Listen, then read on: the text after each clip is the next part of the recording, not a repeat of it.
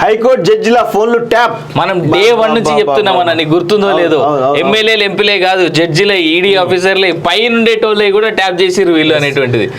Nampally court దృష్టికి వెళ్ళిన పోలీసులు రాధాకిషన్ రావు కస్టడీ పిటిషన్పై వాదనల సందర్భంగా ప్రస్తావన. వారం రోజులు కస్టడీకి కోర్టు అనుమతి, ఇవాళ పోలీస్ కస్టడీకి రాధాకిషన్ రావు.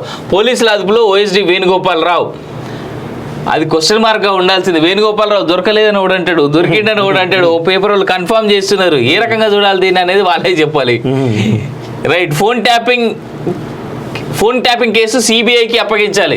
అయ్యో ఈయన కూడా ఎంపీ సాబ్ నువ్వు కూడా ఇట్లా మాట్లాడితే ఎట్లా? నువ్వు కదా అసలు లెటర్ రాసినావా ఈడీకి కానీ ఇంకోరికి కానీ, లేదంటే గవర్నర్కు ఫిర్యాదు చేస్తాం. చెయ్యి, లేట్ ఎందుకు మరి? ఆ గవర్నర్ కూడా మీ కూడా కదా, ఇమీడియట్ చేయాలి. ఈ వ్యవహారంలో టామ్ అండ్ జెర్రీలా కాంగ్రెస్ బీఆర్ఎస్ ఫైట్, సూత్రధారులను కాపాడేందుకు రాష్ట్ర సర్కార్ ప్రయత్నం, కాళేశ్వరం ధరణి అక్రమాలపై విచారణ ఏది అని ప్రశ్న. మీరు ఏం చేస్తున్నారు? మీ చేతిలో కూడా ఉన్నాయి కదా.